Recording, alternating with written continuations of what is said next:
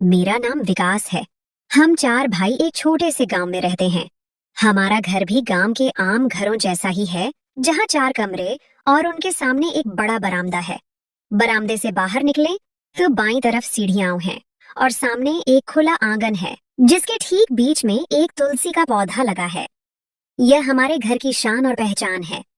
गली के मुख्य द्वार के पास ही बाथरूम है, जिस पर हमेशा एक पर्दा पड़ा रहता है। हमारे संजय चाचा भी हमारे साथ ही रहते थे। उनकी पत्नी का नाम पूजा है और उनके 3 बच्चे हैं। मैं उनकी शादी के समय 1 या 2 साल का था। जब मुझे कुछ समझ आई तो मुझे पूजा का बच्चों जैसा मजाक याद आने लगा। वह मुझे बच्चा समझकर मेरा मजाक किया करती थी। मैं उस समय 6 या 7 साल का था और वह अक्सर कहती थी, जब तुम बड़े हो जाओगे तो तुम्हारी शादी मुझसे करवाऊंगी। ये बात सुनकर मुझे बहुत गुस्सा आता और मैं वहां से उठकर चला आता। यह बात हमारे घर में हंसी मजाक का हिस्सा बन गई थी।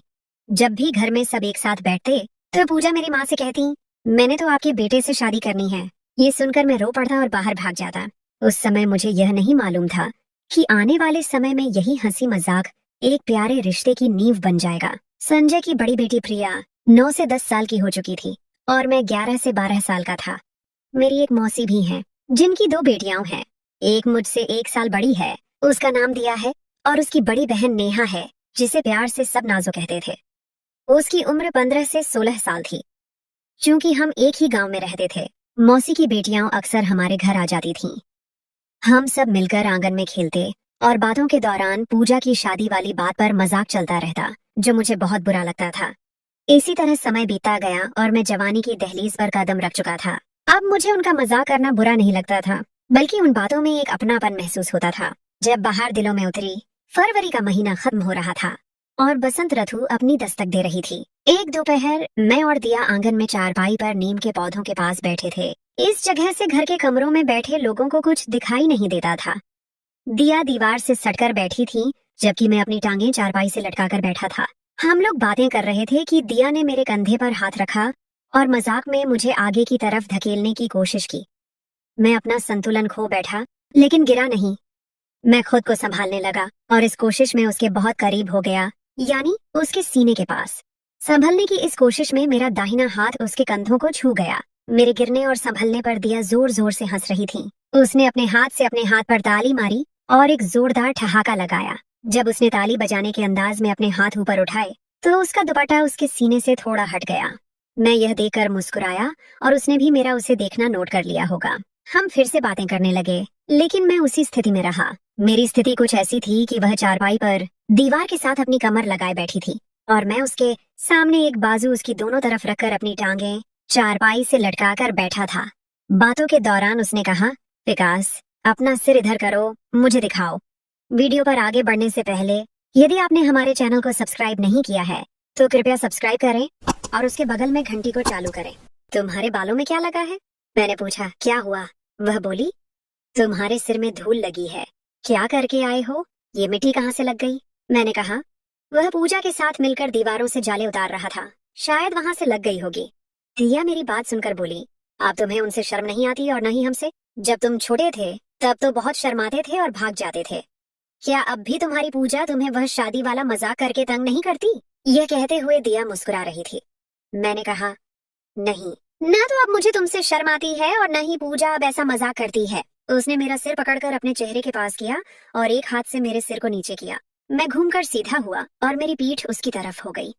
वह भी उठकर सीधी होकर बैठ गई। उसने एक हाथ मेरी माथे पर रखा और दूसरे हाथ से मेरे सिर को साफ करने लगी। वह मेरे सिर को साफ करते हुए मेरे बहुत करीब आ गई थी। उसने अपना हाथ मेरी माथे पर रखा हुआ था। उसकी पकड़ मजबूत थी और दूसरा हाथ, जिससे वह सिर साफ कर रही थी, मेरे कंधे पर रख दिया। फिर उसने अचानक अपने दोनों हाथ मेरे बाजुओं के नीचे से गुजारे और मुझे पीछे से गले लगा लिया। एक जोरदार गले लगाना। कुछ लम्हों के लिए गले लगाया और फिर मुझे छोड़कर हंसने लगी। थोड़ी देर बाद फिर उसने गले लगा लिया। हम दोनों ही खामोश थे। दिया की सांस की आवाज और हवा मुझे अपने कानों के पास महसूस हो रही थी। तभी अचानक अंदर से किसी के कदमों की आवाज आई और उसकी माँ मौसी ने दिया को आवाज दी। दिया एक झटके से पीछे हुई और चारपाई से उतरकर नीचे खड़ी होकर मेरी तरफ देखकर बोली, विकास, कैसा लगा? जाकर किसी को बताना मत, ठीक है? मैंने देखा कि उसका चेहरा लाल हो चुका था और आंखें भी लाल थीं। मैंने हाँ में सिर हिलाया और बोला, ठीक है। ये सुनकर वह चली गई और मैं वहां बैठकर पौधों को देखने लगा। कुछ देर बाद पूजा मेरे पास आकर चारपाई पर मेरे साथ बैठ गईं। उन्होंने बहुत ही आम अंदाज में पूछा, विकास क्या कर रहे हो? मैंने कहा, कुछ नहीं। पूजा के 3 बच्चे थे। बड़ी बेटी का नाम प्रिया था, उससे छोटी आरुषि और एक बेटा रोहन जो दोनों बहनों से छोटा था। 3 बच्चों के बावजूद वह बहुत फिट थी। उनका भरा भरा शरीर, गेहुआ रंग और एक खास आकर्षण था। पूजा ने मुझसे कहा कि तुम थोड़ा साइड में होकर बैठ जाओ, मैंने लेटना है। मैं साइड पर होकर बैठने की बजाय उठकर बाहर गली में आ गया। इसी तरह समय बीता रहा और कई दिन गुजर गए। प्यार की शुरुआत और एक नए प्यार का एहसास। एक दिन मैं ऐसे ही घूम रहा था और घूमते हुए मौसी के घर चला गया। मौसी के घर में घुसते हुए मैंने मौसा को देखा, वह लेटे हुए थे। मैं उनके पास से गुजरकर कमरे में चला गया जहां नेहा फर्श पर बैठी कपड़े सील रही थी। नेहा मुझे देखकर मुस्कुराई और एक ही सांस में घर वालों का हाल चाल पूछने लगी। मैंने कहा, वे सब ठीक हैं, तुम बताओ ये किसके कपड़े सिल रही हो? नेहा बोली, बस अकेली थी, सोचा अपने फटे हुए कपड़ों की सिलाई कर लूं। और बोली, अच्छा हुआ तुम आ गए, मैं आज तुम्हारे घर जाना चाहती थी, लेकिन कोई छोड़कर आने वाला नहीं था। मम्मी बाजार गई हैं और घर पर मैं अकेली और पापा हैं। चलो खाना बनाती हूँ, तुम भी खाना खा लेना, फिर उसके बाद तुम मुझे अपने घर ले चलना। इसके बाद वह खाना बनाने लगी और कोई आधे घंटे में खाना बनाकर मुझे दिया। मैं खाना खाने लगा जबकि नेहा तैयार होने लगी।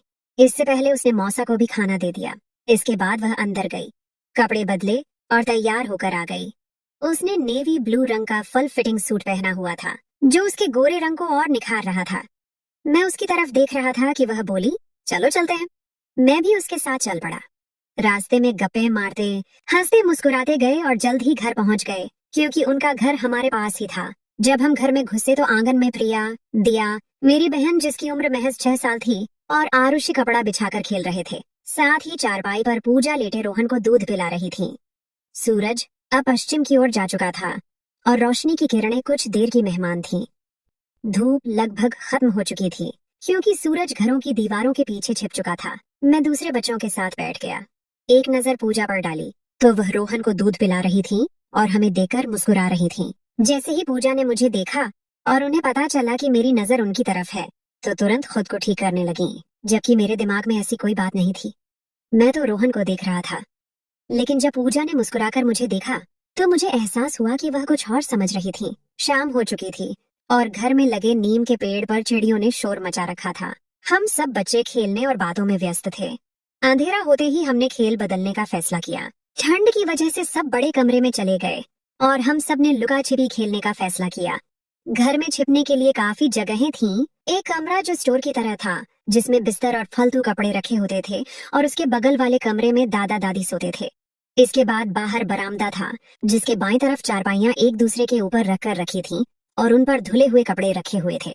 दूसरी तरफ बरामदे में बड़े बड़े संदूक रखे हुए थे। आंगन में भी छिपने के लिए काफी जगह थी क्योंकि पौधे भी लगे थे और एक तरफ सीढ़ियां भी थीं जो सिर्फ सर्दियों में दिन के समय छत पर धूप सेकने के लिए इस्तेमाल होती थीं। हमने खेल शुरू किया। सबसे पहले प्रिया की बारी आई।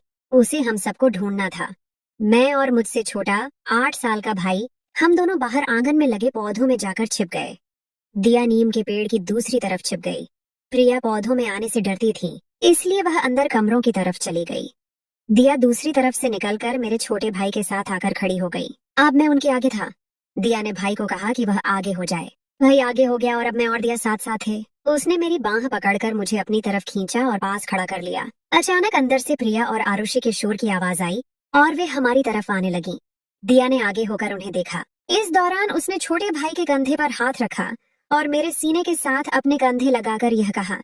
जैसे ही उनकी आवाज करीब सुनाई दी वह तेजी से पीछे हुई और मेरी बांह पकड़कर मुझसे चिपक गई। दिया को इस तरह अपने साथ महसूस करके मुझे बहुत अच्छा लग रहा था, लेकिन ये समय ऐसा था कि मेरे अंदर अजीब सी भावना हो रही थी। न तो मुझ में हिम्मत थी कि आगे बढ़कर कुछ करता और न ही मैं प्यार के बारे में कुछ जानता था। खैर, अभी मैं कुछ और करने के बारे में सोच ही रहा था कि अचानक प्रिया आ गई और उसने हमें ढूंढ लिया और हम बाहर आ गए। इसके बाद सबसे पहले आरुषि पकड़ी गई थी इसलिए उसे बारी देनी थी। आरुषि बारी देने गई और हम छत पर छिप गए। जब आरुषि ऊपर आने लगी तो मैं खड़ी चारपाई के पास बैठ गया। जैसे ही वह करीब आई मैं जल्दी से बोल पड़ा, आरुषि तुम पकड़ी गई, और शोर मचा दिया। बाकी सब भी शोर करने लगे और उछलने लगे जिससे संजय को नीचे शोर की आवाज सुनाई दी और वह कमरे से बाहर आंगन में निकल आए। गुस्से से हमें डांटने लगे। हम सबको तो जैसे सांप सूंघ गया, क्योंकि संजय बहुत गुस्से वाले थे। उन्होंने हम सबको नीचे बुलाया। हम डरते डरते और सहमे हुए नीचे गए। नीचे जाकर हम सब मुंह लटकाकर खड़े हो गए। संजय नेहा को साथ लेकर उनके घर छोड़ने चले गए और हम सबको अंदर जाने को कहा। हम भी बिना समय बर्बाद किए अंदर चले गए। कुछ दिन और गुजर गए, लेकिन ऐसा कुछ न हुआ और फिर हमारी परीक्षाएं शुरू हो गईं। उसके बाद नतीजा आया और जिंदगी के कुछ दिन और गुजर गए। नए एहसास और नए मोड़। एक दिन बाहर दोस्तों से बातें करते हुए प्यार की बातें शुरू हो गईं। हमारा एक दोस्त फरूक, जो कि 18 साल का होगा, वह हमें प्यार के बारे में बताने लगा। उसने प्यार के बारे में सब कुछ बताया। फिर एक शाम मैं छत पर बैठा था। हल्का हल्का अंधेरा फैल चुका था।